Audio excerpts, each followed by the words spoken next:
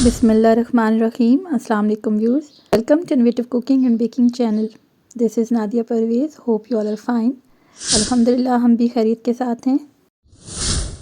आज हम हलवे की स्पेशल रेसिपी आपके साथ शेयर कर रहे हैं और इसके स्टार्ट करने से पहले आज की प्यारी सी बात।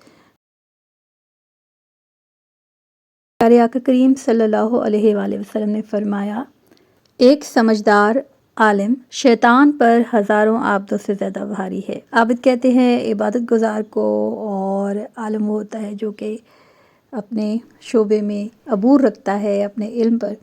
तो ज़ाहिर सी बात है शैतान का मुकाबला अपनी दलील के साथ कर सकता है, अपनी हिकमत के साथ कर सकता है। तो अल्लाह पाक से ज़रूर हिकमत और दनाई और तज़किया मांगना चाहिए।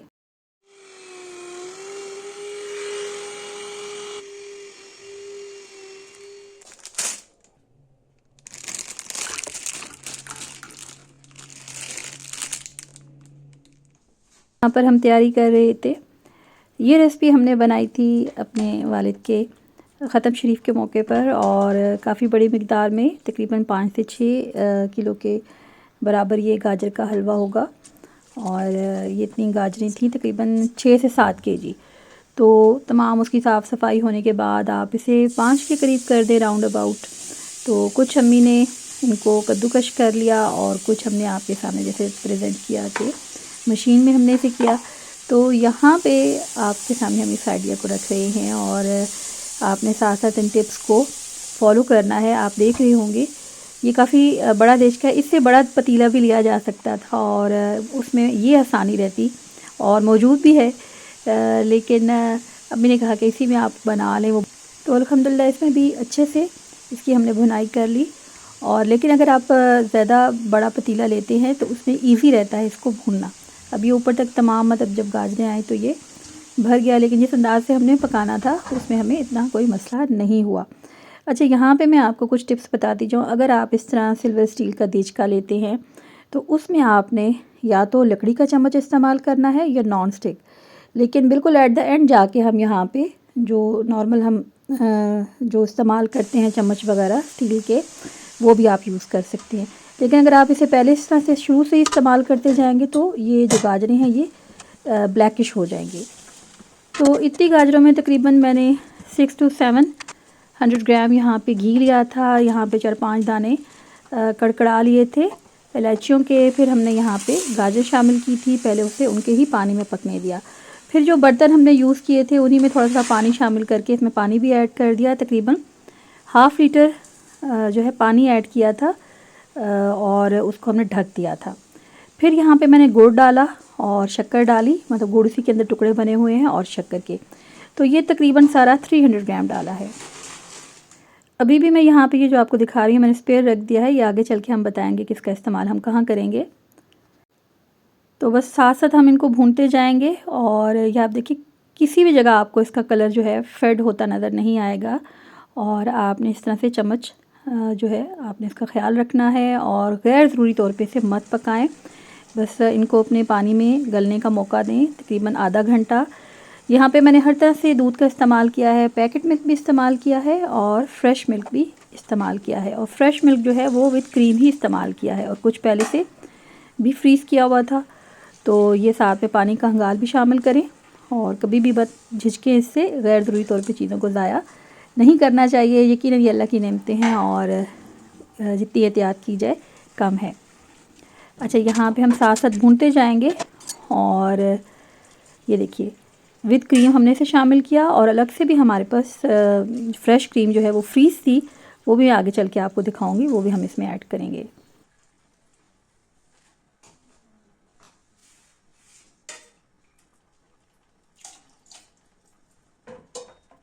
पहले घरों में जैसे नानियाँ दादियाँ बनाती थी, उनका ये तरीका होता था कि अगर आपने 1 केजी गाजर ली है तो वहाँ पे एटलीस्ट 3 केजी आपके पास दूध होना चाहिए और धीमी आंच पे वो पकता रहे। उसकी एक अपनी तासीर है, एक अपनी ताकत है, लेकिन वो रंग भी फेड हो जाता था और मतलब वो मिकदार भी आपको उस तरह से नहीं मिलती थी। हम काफ़ी अर्से से इस रेसिपी को फॉलो कर रहे हैं और अम्मी भी ये रेसिपी इस अंदाज से भी बनाती थी और पहले से गाजर रख के और बाकी चीज़ें बाद में भी और एट द एंड भी घी शामिल किया जाता था। आप किसी भी अंदाज से बना सकते हैं। अच्छा, आपकी टाइम सेविंग हो सकती है। 1 नाइट बिफ़ोर जो है ये तमाम मेवाजात आप रेडी कर लें। यहाँ पे हमने कुछ छवारे भी काटे हैं और कुछ हवाइयों की सूरत में हमने बादाम को काटा है और कुछ सेंटर में से इसको कट लगाया है।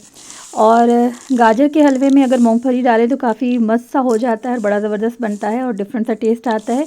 मूंगफली भी आप इस तरह से छिलके आपने कैसे रिमूव करनी है वो भी मैं आगे चल के दिखाऊँगी। ये देखिए, अभी यहाँ पे ये मतलब इतना रह गया है कि इसके आधे घंटे के बाद ये रेडी हो जाएगा। अब इस टाइम पे मैं थोड़ा सा यहाँ पे जो ये मेवाजात हैं, किशमिश वगैरह ऐड करूँगी। मूंगफली बिल्कुल थोड़ी सी यूज़ करूँगी। अच्छा, हमने यहाँ पे इस दफ़ा सिस्टर की मर्ज़ी थी कि यहाँ पे हम शामिल करें खोया, लेकिन खोया हमें नहीं मिला तो हम यहाँ पे बर्फ़ी ऐड करेंगे। आपको लग रहा होगा कि चीनी हमने बहुत कम डाली है, लेकिन आप यकीन मानेंगे भी बहुत तेज़ मीठा था क्योंकि गाजरें बहुत रस भरी थी, तो इसलिए आपने मीठा बहुत सोच समझ के ऐड करना है। तो जी, इस तरह से आपने छिलकों को ऊपर से प्रेस करना है और किसी चीज़ की मदद से आप ऊपर से रगड़ भी सकते हैं, हाथों से भी कर सकते हैं और फूंक मार के आप तमाम छिलके यहाँ से रिमूव करें। ये सब दिखाने के लिए थोड़े से यहाँ पे किए, वरना अदरवाइज़ मैंने इसको दरवाजे से बाहर जाके इसको किया है, जो टीवी लॉन्च का है। अच्छा, यहाँ पे जी हमने थोड़े से अखरोट ऐड किए, थोड़े से पिस्ते ऐड किए और यहाँ पे मैं आपको यही कहूँगी कि मूँगफली और स्पेशली ये जो खोपरा है और नारियल को आपने यहाँ पे थोड़ी मिकदार में शामिल करना है और जब 5 मिनट्स रह जाएंगे तो फिर आपने मूंगफली और नारियल बाकी का जितना है वो ऐड कर लें और बाकी जो आप डेकोरेशन के टाइम गार्निश के वक्त आप ऐड कर सकते हैं।